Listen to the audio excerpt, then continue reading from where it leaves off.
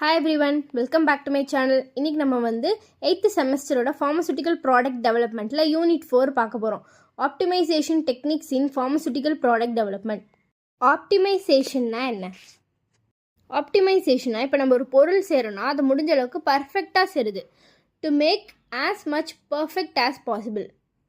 ஆப்டிமைசேஷனோட definition பார்க்கலாம். இப்போ ஆப்டிமைசேஷன்னா இது வந்து ஒரு ஆக்ட் இல்லை ப்ராசஸ் இல்லைனா methodology of making something.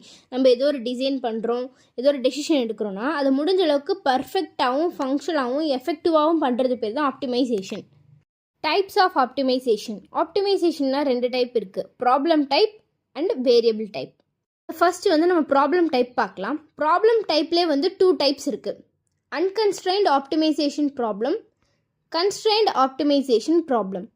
Unconstrained optimization problemனா இப்போ நம்ம ஏதாவது ஒரு டோசேஜ் ஃபார்மாக ஏதாவது ஒரு ஃபார்முலேஷன் பண்ணுறோன்னா நம்மளுக்கு எந்த ரெஸ்ட்ரிக்ஷனுமே இருக்காது, எப்படி வேணால் பண்ணலாம். ஃபார் எக்ஸாம்பிள் இப்போ நீங்கள் வந்து ஒரு ஹார்டஸ்டான டேப்லெட் பண்ணணும் அப்படின்னு சொல்கிறாங்க, அவ்வளோதான், எந்த ரெஸ்ட்ரிக்ஷனும் இருக்காது. இதுதான் வந்து unconstrained optimization problem.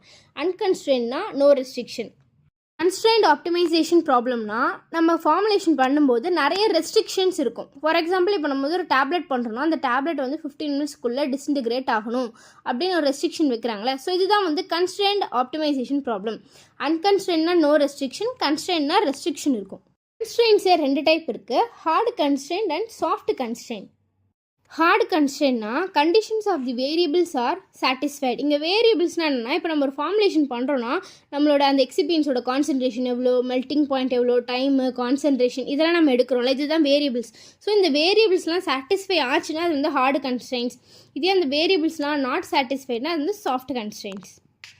Next second type of optimisation வந்து வேரியபிள் டைப் ஆஃப் ஆப்டிமைசேஷன். இந்த வேரியபிள் டைப்லேயே 2 டைப் இருக்குது, dependent variable and independent variable.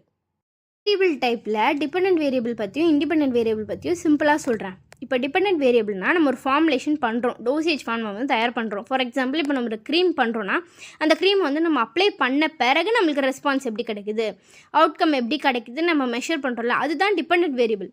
இதே இண்டிபெண்டன்ட் வேரியபிள்னால் இப்போ நம்ம ஒரு க்ரீம் செய்யும்போது நம்ம எக்ஸிபியன்ஸ் எவ்வளோ ஆட் பண்ணுறோம், என்ன கான்சன்ட்ரேஷனில் ஆட் பண்ணுறோம், நம்ம ஒழுங்காக ஸ்டிர் பண்ணுறோமா, அந்த எமல்ஷன் பேஸ் வந்து ஒழுங்காக ஆட் பண்ணுறோமா, ஸோ அந்த மாதிரி ஃபேக்டர்ஸ் எல்லாம் நம்ம செக் பண்ணுறதா வந்து independent variable. So independent variable நம்ம வந்து ஒழுங்காக எடுத்தோம்னா டிபெண்டன்ட் வேரியபிள் அதாவது அந்த ஃபார்முலேஷனோட ரிசல்ட் வந்து ஒழுங்காக வரும். ஸோ ரிசல்ட் ஒழுங்காக வரணும்னா நம்ம இண்டிபெண்டன்ட் வேரியபிள் ஒழுங்காக எடுக்கணும். புரியுதா? இப்போ நான் உங்களுக்கு டீட்டெயிலாக சொல்கிறேன்.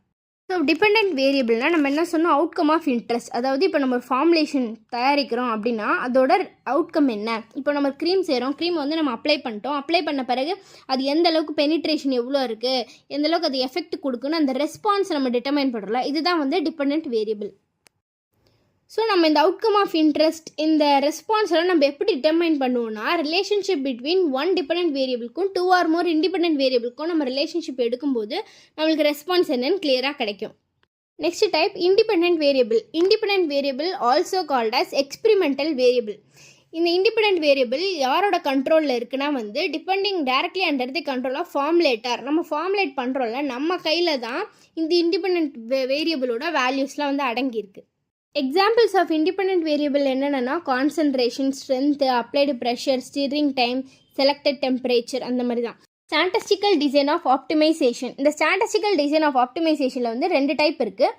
First type experimentation continues as optimisation proceeds. அதாவது ஆப்டிமைசேஷன் நம்ம ப்ரொசீட் பண்ணிகிட்டே இருக்கும்போது எக்ஸ்பெரிமெண்டேஷனும் சைட் பை சைட் நடக்கும். ஆப்டிமைசேஷன் என்ன, ஒரு பொருளை பர்ஃபெக்டாக செய்கிறோமான்னு பார்ப்போம், அதே சமயத்தில் எக்ஸ்பெரிமெண்ட்டு ஒழுங்காக போதான்னு பார்க்குறது.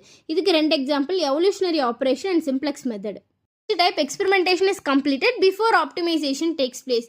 இப்போ ஒரு பொருள் வந்து நல்லா பர்ஃபெக்டாக வந்திருக்கான்னு பார்க்குறதுக்கு முன்னாடி நம்ம எக்ஸ்பெரிமெண்டேஷனை முடிச்சிடுவோம், அதுக்கப்புறம் ஆப்டிமைசேஷன் செக் பண்ணுவோம். இது வந்து இதில் 2 டைப் இருக்குது, 2 example, classical mathematical methods and search method.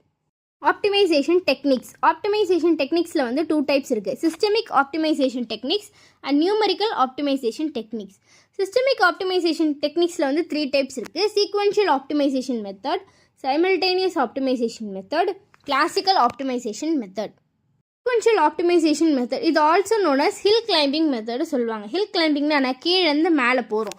அப்போது எப்படி நம்ம சொல்கிறோன்னா இப்போ நம்ம எக்ஸ்பெரிமெண்ட் பண்ணுறோன்னா ஃபஸ்ட்டு சின்ன ஸ்மால் நம்பர் ஆஃப் எக்ஸ்பெரிமெண்ட்லாம் கண்டக்ட் பண்ணிவிட்டு அதுக்கப்புறம் அந்த ரெஸ்பான்ஸ் வந்து அதிகமாக இருக்கா கம்மியாக இருக்கான்னு செக் பண்ணுறது தான் இந்த சீக்வென்ஷியல் ஆப்டிமைசேஷன் மெத்தட்.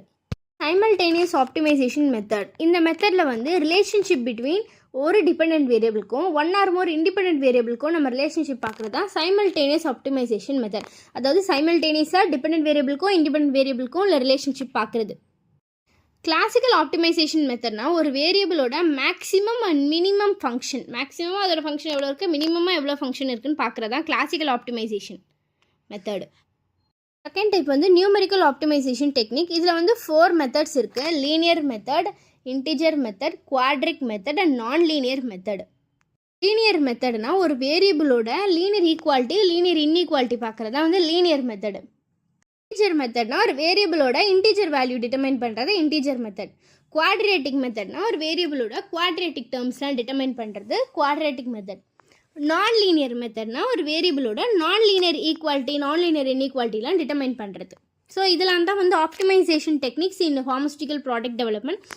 ஸோ நம்ம நெக்ஸ்ட் வீடியோவில் வந்து குவாலிட்டி பை டிசைன் பார்க்கலாம். இந்த வீடியோ உங்களுக்கு பிடிச்சிருந்ததுன்னா லைக் பண்ணுங்கள், ஷேர் பண்ணுங்கள், சப்ஸ்கிரைப் பண்ணுங்கள். See you, Tata, bye.